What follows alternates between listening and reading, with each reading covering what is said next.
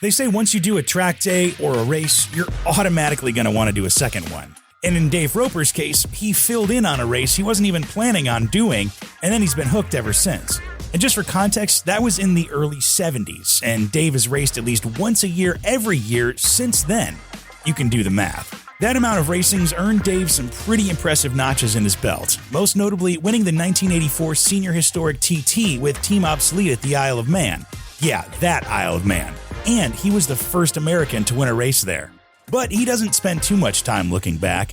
In fact, Dave's favorite track is the one he's going to race next, and he still rides on the street whenever he can, as long as the temps are above single digits. Dave's the living example of doing what you love for as long as you can. And talking to him even just for a few minutes makes you wonder why you're not out riding right now in the best way possible. This is Dave Roper. I'm your host, Mark Long, and you're listening to Driven to Ride. All right, Dave Roper, you are on Driven to Ride. Thank you so much for being here. You're welcome. Can we just start? I think you could probably say it better than me. What would people most know you for, and what's your claim to fame? Well, possibly I'm best known for being the first American to ever win an Isle of Man TT race. That is impressive. To be the first of anything is difficult, and to be the first American to win like a European race like that is very impressive. So we're very honored to have you on the show. So thank you for being here. You're welcome. Well, let's go back to the beginning. How did you even get into motorcycling in the first place? I guess I was as a kid growing up, I was very much into bicycles, and so two wheels. As long as I'm on two wheels, I'm happy. I initially was into sports car racing, lived relatively close to Lime Rock Park in northwest Connecticut, and used to go up there and watch the sports cars. And so that's what I thought I wanted to do. And but then I got introduced to motorcycles, and I became obsessed with motorcycles and lost all interest in cars, or almost all interest, yeah. So what was the thing that changed? I mean, what was it, just that there's half as many wheels, or is it just that much more exciting? And you know, motorcycles are just more accessible. They're cheaper, they're smaller, they're easier to work on, and so there's that attraction. Do you remember a time like when you got hooked on motorcycles right from the start? Was there something specific? It was right from the start. I guess I rode a friend's motorcycle a little bit, but basically, when I went off to college at University of California at Santa Barbara, in Santa Barbara, you could rent a motorcycle, and a little 80cc Suzuki, and it didn't seem to be any requirement for a license or anything. No instruction. It's just, here, go play in the traffic, and I did that, rented for an hour and survived. And I came back and rented the big bore, the 218 Suzuki for 2 hours. And I was definitely hooked. And then I went looking to buy a motorcycle. Oh, so you went right from renting and borrowing kind of all the way to getting your own. And I bought a 1967 Ducati Diana. That was my first motorcycle. Do you remember the first trip or ride you took on it? Not specifically. I rode it a lot up in the mountains, just in from the coast there. And in fact, it may have led to me dropping out of school. Between motorcycles and drugs and stopping the war in Vietnam, there wasn't much time left for school. Sure, understood. What was the motorcycle culture like in California at that time? Oh, it was very vibrant. I got some motorcycle friends in school, and one friend did some racing, and I went with him to some races. We put his CB160 Honda in his Volkswagen Beetle. He took the rear seat and the passenger seat out, and I think he had to let the air out of one of the tires to fit it in there. And I sat on the battery box in the back next to his bike, and we drove to Willow Springs, where he kicked butt in the 200cc class. So is that how you get into racing? Well, it was sometime after that. I went to several races and spectated, and I was intrigued, but I didn't race myself until after I got out of the Army. So it was 1972, and back in the East at Bridgehampton, New York. Okay. What was the culture like or rather, what was the motorcycle culture like on the East Coast at that time, maybe compared to the West Coast? Was it a lot different? I wouldn't say it's a lot different. No, I mean, people were enthusiastic. It's a shorter season, but I don't know that it makes it any less enthusiastic. In fact, one time I remember reading that the per capita ownership of motorcycles was greatest in Minnesota or someplace like that, in a state with a short season. Maybe people don't take it so much for granted there. As somebody who lives in Chicago, I think I could understand that. Exactly. Yeah. Well, getting into the racing part of it, how did you even decide to get onto a track? Well, actually, I saw a poster for a race at Bridgehampton. I was living in Connecticut at the time, and my younger brother had a H1 Kawasaki that he had hot rodded up some, and I had a couple other friends. Another friend with Rich Schlachter, who went on to great things in racing. He had an H1. I had a Kawasaki Bighorn because I'd gotten intrigued by the dirt bikes, and when I got out of the Army, I thought, a dual sport bike would be the way to go. I could ride it on the street and ride it in the woods. Turned out to be a terrible woods bike. So I made a little cafe racer out of it. And so we all went to Bridgehampton to race. Well, I wasn't intending to race the bike. I was just supporting my brother and his friend. And, we didn't know what we were doing. We took a ferry from the London over to Long Island. And on the ferry were some other racers who told us about, safety wire and stuff like that. And so my brother and Rich both raced, and Rich is H1 seized during the race. And so he was done for the weekend. And my brother finished his race. And when we went, we didn't even realize that there was an endurance race on the Monday, which was Memorial Day. And so I was sort of bugging my brother, why don't you enter the endurance race? And my brother was under 21. At that time, this organization required, if you were under 21, to get a parent's signature. So I was over 21, so I got the license, and my brother raced as me, you see. And so my brother, said, well, why don't you race? And I said, if I had a decent front brake on my bike, I would. And then we got looking at Rich's bike, which had seized, and we ended up taking the whole front forks and front wheel off of his bike and putting it on my Bighorn. And we put the number plates from my brother's bike, which had the number of the license that I had bought, you see, on the bike. And I just lined up.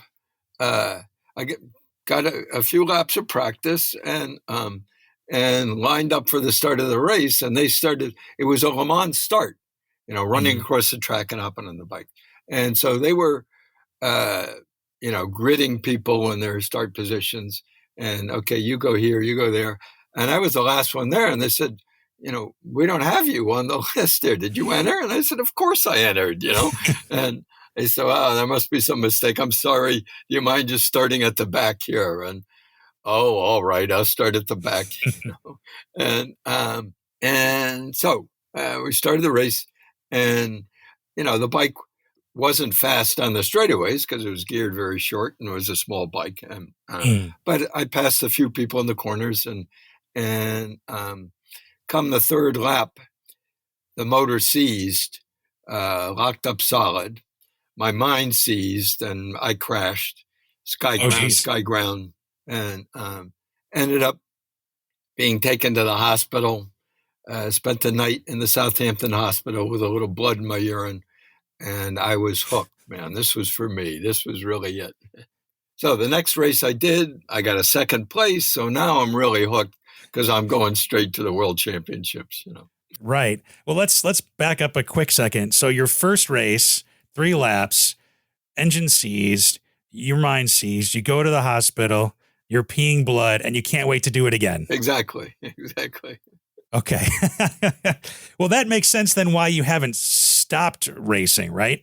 Yeah, I suppose so. Yeah. No, I feel very lucky that, although I was a bit of a late bloomer because I was almost 22 when I started racing, which these days is a late bloomer, isn't it? People start when they're 4, but I found out what I like to do early on, and I still like to do it.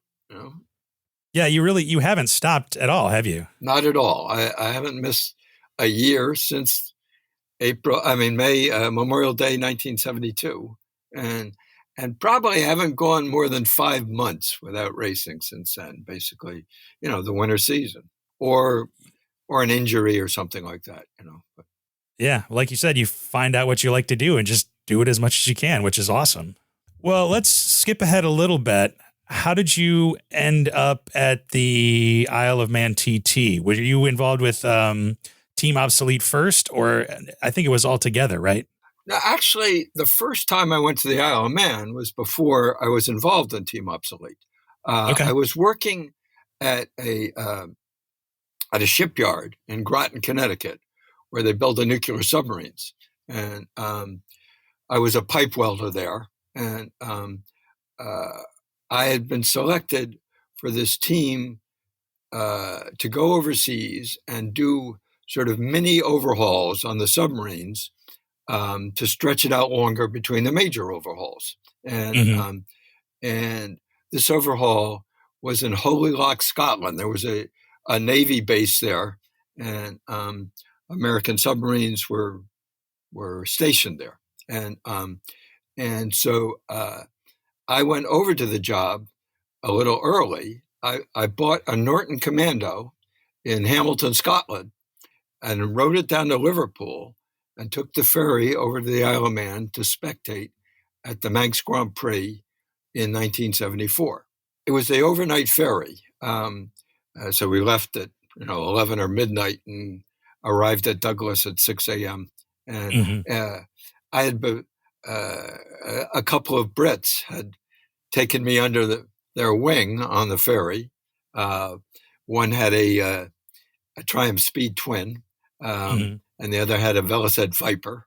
And so we rolled off the ferry in the morning and immediately did a lap around the Isle of Man, the mountain circuit. Sure. They showed me the mountain circuit, and I did several other laps on my own. At that time, I had been club racing for a couple of years, and so I sort of asked myself, would I ever want to race here? And my first thought was, no, it's way too dangerous. And but then I thought, here I am riding an unfamiliar bike, which shifts on the wrong side, and I'm riding on the wrong side of the road, and I'm riding at night in the rain, and and is this any less dangerous?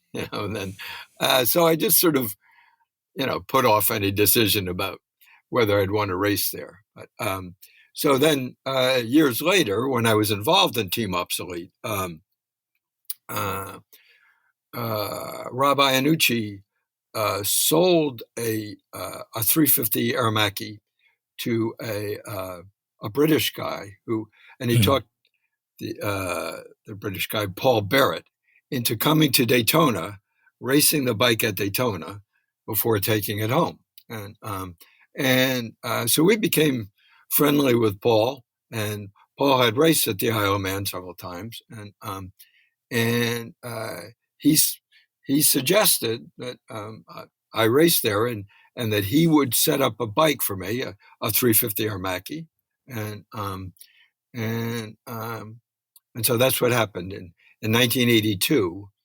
Actually, let's back up, because in 1981, Team Obsolete was invited to race at Donington Park. They were doing a Formula 750 retrospective, and they were aware that we had been racing an XR 750 Harley. So we took the bike there, and I raced there, and I also raced a G50 Matchless, and I raced it at Alton Park also. But at the end of that, I borrowed a friend's BMW and took it on the ferry to the Isle of Man to spectate once again at the Manx Grand Prix, and this time really decide, do I want to race there? And so I decided I would. I'd take a shot at it. And so the next year, 82, I raced there for the first time on a 350 Aramaki in the TT Formula 3 class. Okay. Can you explain kind of what makes the Isle of Man like so unique and so dangerous? You mentioned that you took a lap of the mountain course as soon as you got there. You can't really do that on most racetracks, right? Exactly. It's not a racetrack. It's a public road, that is closed for racing. And so, it's a huge difference, because of all the hazards of a public road. And, and then the other thing that makes a difference is they don't do a mass start. They start, at that time, it was 2 bikes every 10 seconds. Now they do 1 bike every 5 seconds. But effectively, you're not racing against the other racers. You're racing against the clock. And you could start well back and be leading the race. But you might not know that. How would you know it? If you pass bikes that have a lower number than your number, then you know you're doing relatively well. And by the same token, if someone with a higher number passes you, you're not doing so well. But you can't know exactly where you are unless you're getting accurate pit signals, and the pit signals are inevitably delayed. So that's another major difference than regular short circuit racing. And how long is the track? 37.73 miles. That's a long one. It is, and depending how you count, there are hundreds of corners there. And depending on how fast your bike is, what becomes a straight on a faster bike? No, it includes a corner. So yeah, there's a lot to learn, and my friend Paul Barrett, who was the one who got me over there and introduced me and so forth, he was an excellent teacher. We'd go out together. I went over, sort of a week early, and to learn the circuit, and we'd drive around in the van, and we'd stop and walk up and down through certain sections and look for markers and so forth, and Paul would constantly drill me when we weren't on the circuit, over dinner, what comes after Glen Tramon, and so by the time, after practice week, I had a pretty good idea where I was going. Mm-hmm. Yeah. How do you even keep track of all the turns and all the markers on a track that long? I mean, I've always been pretty good about learning circuits. Mm. Isle of Man is a different place, but uh, years later, Team Obsolete went to the Nürburgring for a parade that was in Mm. conjunction with the German Grand Prix, and we took a bus tour around the old 14-mile circuit, that was sort of narrated by Jim Redman, who was 6 times world champion. And he said he thought the Nürburgring was much harder than the Isle of Man because it's just like this road through the forest. And whereas the Isle of Man has very distinct sections to it. You go through villages, there's a mountain section, so it's easier to sort of keep track of where you are. Whereas a Nürburgring is just one blind turn after another through the forest, and it all sort of looks the same. Yeah, I could see that. I saw a video of you. You were narrating a practice lap, I think you did, from 1993. And there's the towns, there's like it's a beautiful ride. Like even just like a leisure ride would be an amazing ride. I've caught myself on a sunny day in practice looking around and thinking, and then I'd have a chat with myself. Now pay attention to what you're doing. It's a gorgeous place. Yeah. So when you are racing or when you have been racing, what do you think about? Are you 100% focused on the next turn? Are you kind of like just one channel or? And again, this is a difference with the Isle of Man. Maybe you have to think very far ahead. Like you'll go through a series of corners and you've got to focus on your exit of that last series of corners, which leads to a long straightaway. And so you want to maximize your exit speed there. So you've got to compromise maybe your entrance to the first corner to make sure your exit of the last corner is optimal. And so you're always thinking far ahead. Yeah, it sounds like you're playing chess and not really thinking about what you're going to have for dinner. Well, let's talk about Team Obsolete for a second. Can you tell me who Team Obsolete are and how'd you get involved with them at the beginning? So Robert Iannucci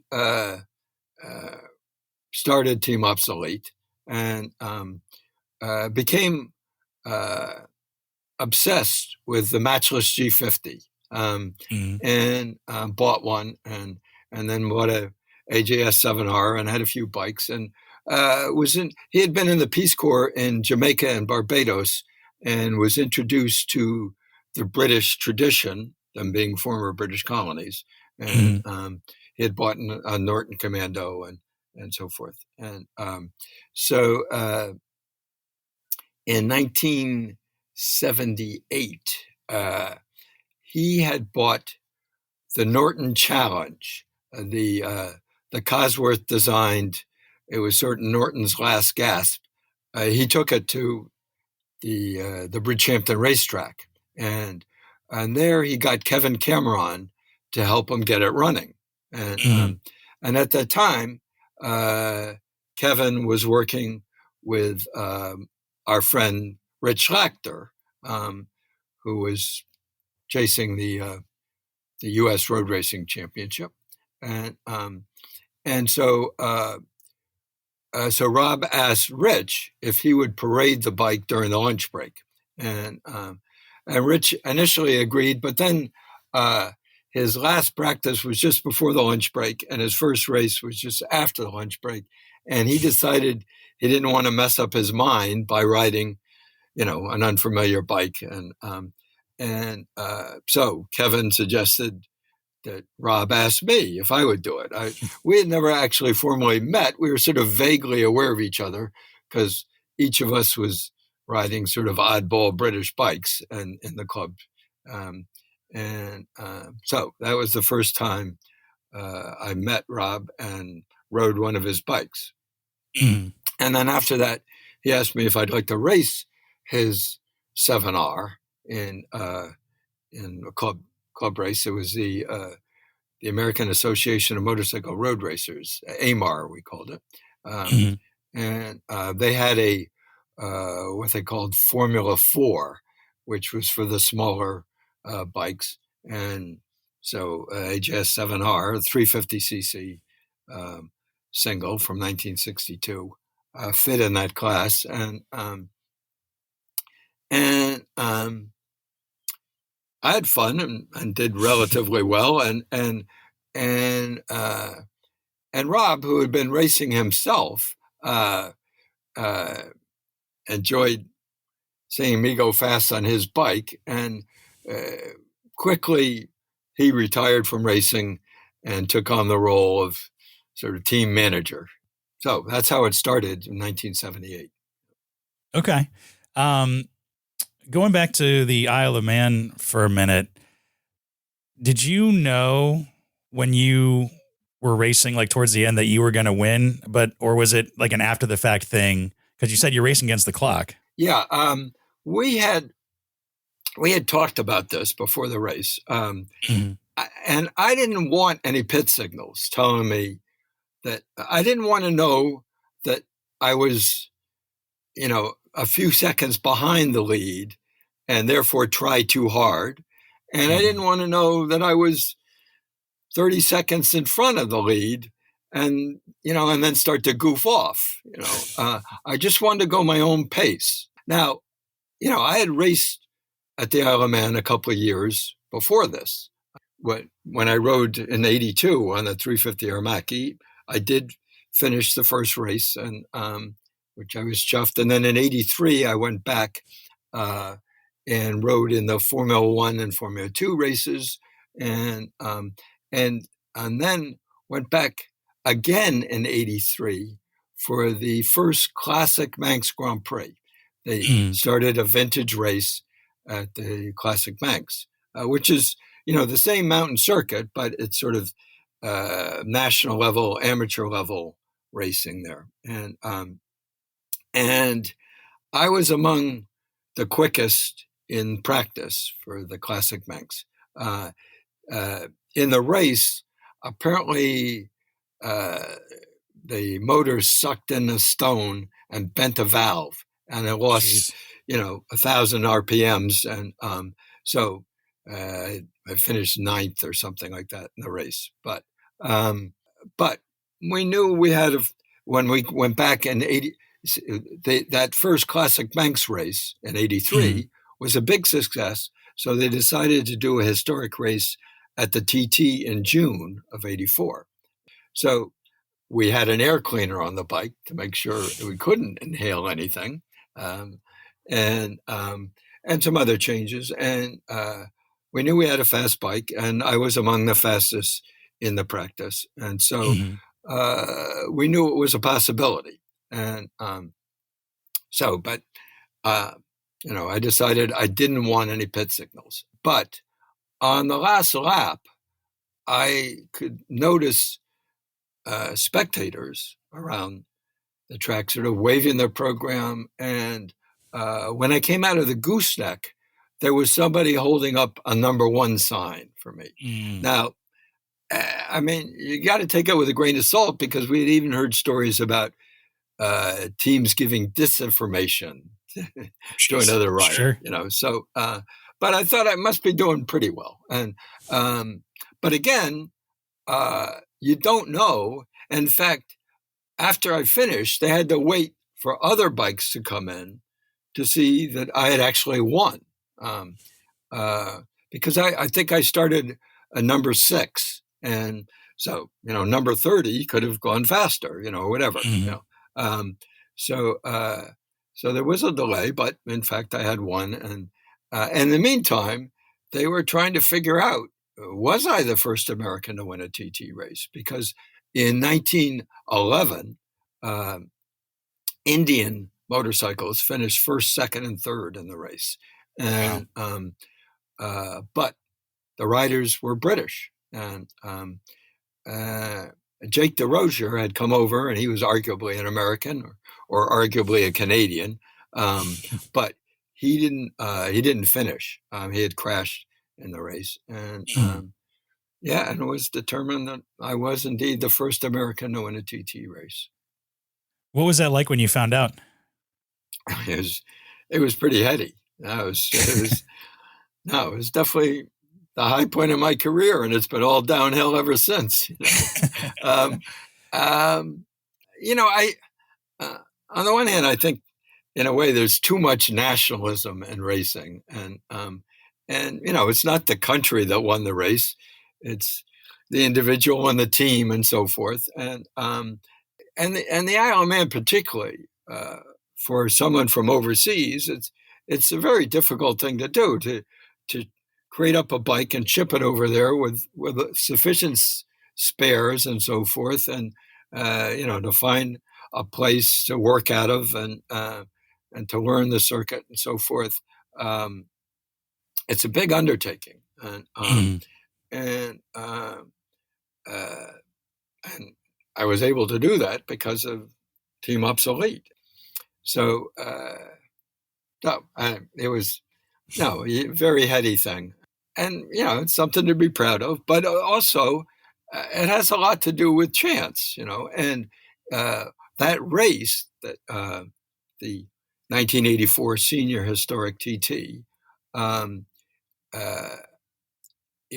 We started in dry conditions. It was late in the evening. Actually, I had raced in the morning in the Formula One TT on a Ducati, but on the first lap, the fitting on the oil cooler broke and covered me with oil, and I retired at the gooseneck, but was able to get a ride back to Douglas, actually with Mick Grant. He had retired there also. And was able to take a shower and clean up the leathers. And then that evening, it was the third race of the day with the historic race. So, and it was dry, but you could see sort of weather rolling in. And the first lap was dry, but going over the mountain, you could see the clouds coming over. And it started raining on the second lap. And in some places, the road was wet, but the sun was out. In other places, it was raining, and in other places the road was dry. The rain hadn't gotten there yet, and so it was a bit of a crapshoot. And some of the leaders got caught out by the rain. It sounds like it kept you on your toes. Yeah. And so what I'm saying is the chance of where you started the race affected where you hit the rain. And so to that extent, there was a lot of chance and just good luck involved. Mm-hmm. Well, you mentioned it was the historic TT. Have you always been riding like vintage and historic bikes and racing those kinds of bikes? No. When I started racing in 1972, I was riding then current bikes, which are now historic bikes. So no, it wasn't until I got involved with Team Obsolete, and so that was 78, and sort of the vintage or historic racing movement was just sort of starting at that point. Although it had been going on for a while in Britain and maybe Europe. There was a vintage motorcycle club doing vintage racing, but in the United States, it was just sort of starting then. So, and for a while was doing both. Team Obsolete was involved in Battle of the Twins, which was sort of, in a way, it was sort of in between modern bikes and vintage bikes, because a lot of the bikes were sort of obsolete or not competitive in the modern superbike and Formula One racing. But I was racing at various times with Team Obsolete. Raced a bike based on the XR750 Harley. We actually made a bigger board and stroke one, 909cc, and eventually it was in a Rob North chassis, which was a much more, had much more suspension travel and so forth. But but also raced the TT Ducati, the air-cooled belt drive Ducati. So that was a then current bike, and so we were trying to race both the vintage and the modern, and maybe that in what was it, 84, I guess, was the last time we competed in the Battle of the Twins. Decided to just focus on the vintage bikes. Mm-hmm. So what does the vintage bikes do for you? That seems to be kind of like your racing lane. What makes them so special for you to race? Well, I mean, people tend to be attracted to the bikes of their youth. Sure. And I'm actually now attracted to the bikes before my youth, or before I was involved with bikes. The older I get, the more interest I have in the even older bikes. And that's part of maybe a conscious decision. As I slide into my golden years, I want to race older and smaller bikes, Sure. And so that's part of it. And part of it is because the bikes are already obsolete. They're not going to get any more obsolete, and you can continue racing the bike. And while you're doing little minor improvements, there's a limit to what you can do with it. And so it's not like you have to, buy a new bike every 2 years. So that's an appeal to it. And certainly most of the riders are older and more mature. And so maybe it's less headbanger care about, teenagers. Although there are some young people involved, and but maybe it's a way to grow old gracefully in the sport, riding the vintage bikes. Sure. No, I love it. I have a 79 Honda CM400 and an 86 Yamaha FJ1200. So I understand the appeal of bikes from back in the day. And, when I first raced a vintage bike, it was a 1962 AJS 7R in 1978. So it was, 16 years old. And if you go back 16 years from now, you're riding what I consider a very modern bike, Yeah. Yeah, it's a little bit of it's a moving target, in other words, and what is vintage is sort of redefined every year. Yeah, that's true. And the way that technology has developed has kind of sped up and slowed down and compressed and expanded over the years. So, how many tracks do you know? How many tracks you've raced on over the years? I recently, actually, for a while, I've been trying to keep track of it, and I think I'm up to 122 tracks now. Some of those are different versions of the same venue. Like at Daytona, I've ridden at least 4, maybe 6 different versions of the track. And so I'm counting those as separate tracks. Or Sure. The old Briar Motorsport Park, Loudon, New Hampshire. We used to run it in both directions. So I'm counting that as 2 different tracks, but yeah. Do you have a favorite track that you've ridden, or maybe a track that is like, because everybody knows Daytona, everybody knows, a lot of people know Isle of Man, Nürburgring. Do you have one that's maybe like not as well known, but is underrated in your opinion? Sure. One of my favorites is Calabugie in Ontario, Canada. Superb track. Very challenging. 20 corners, and it seems like every one of those corners is blind, decreasing radius, and off camber, and the Ridge in Shelton, Washington is superb.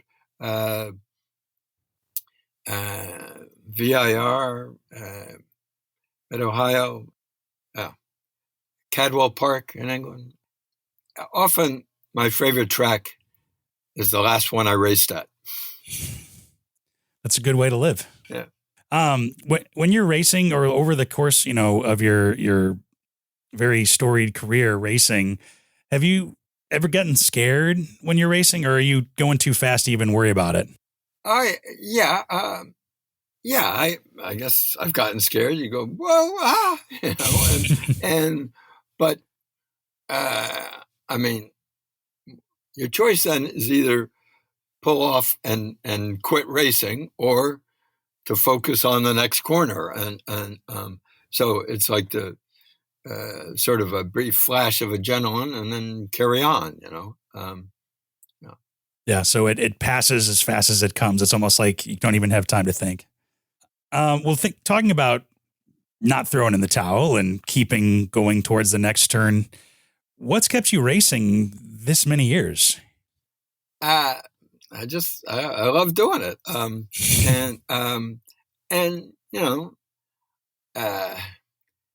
Well, I don't feel like I'm all that special as a racer.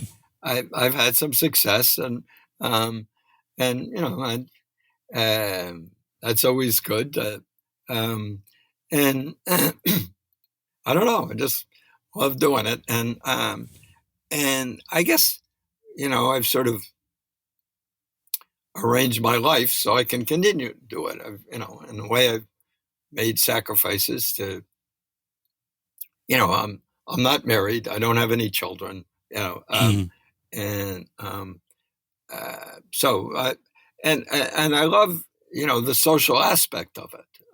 That's a big part of it now, that just traveling and seeing people who you share a very special thing with. And, but you may only see them once or twice a year when you travel. And so it still floats my boat, it's still good. Hey man, if you can do it and it's still fun, keep doing it, man. Yeah. Do you still do a lot of, or any like pleasure riding or riding on the street or touring, or are you just all racing all the time? And I have 5 vintage bikes that are registered and insured. And actually at the moment, all 5 of them are running at once, which is a little scary, and I do moto giros and similar rallies and stuff like that on the vintage bikes. But I also have a modern bike. I got a 2024 Triumph Speed 400. And so I use motorcycles for transportation too. Yeah, I ride all the time, year round. I've got, the electric gear and stuff to ride through the winter and so forth. Mm. Oh, so you ride like even if it's like 10 degrees outside? 10 is probably pushing it, but I'll ride in the teens, in the high teens. Okay. Yeah. I mean, that's impressive. It's not, I'm not going hundreds of miles, but, I'll go 30 miles to ride to Brooklyn or something like that. Mm-hmm. Yeah. Do you spend a lot of time like in New York City, riding around or doing motorcycle stuff? Yes, I do. I live about 30 miles east of New York City, and Team Obsolete is based in Brooklyn. And while I'm not regularly at Team Obsolete anymore, I'm pretty much retired, but I do stop in there a lot and have a lot of friends in the city and do events in the city. Yeah. What's the culture and this motorcycle scene like in New York City? Because I think a lot of people don't think about motorcycles when they think about New York City, Oh, there's definitely a motorcycle scene there. Yeah. And, and it's the way to get around the city. And I hate taking 4 wheels into the city. It's, the traffic and the parking and so forth. It's a nightmare, but with a motorcycle, you can pretty much find a place to park it anywhere. And I'm a regular lane splitter, and I've got my limits, and certainly you got to be careful. But I know a lot of racers who don't ride on the street. They think it's too dangerous, but I ride on the street all the time, and well, there is a danger to it, and I'm very much one who believes all the gear all the time, I think it keeps you sharp, a lot of people, that first race of the season, they're feeling rusty, and I don't feel so rusty because I've been riding the whole time. Yeah, it almost sounds like one kind of helps the other, really. It does. Well, after this many years, I mean, we touched on it a little bit, but just motorcycles in general, what makes them so special to you? Well, I love machines, mechanical things, and they're so accessible. And I enjoy working on them and modifying them and so forth. Although I don't think I'm nearly as good a mechanic as I am a rider, but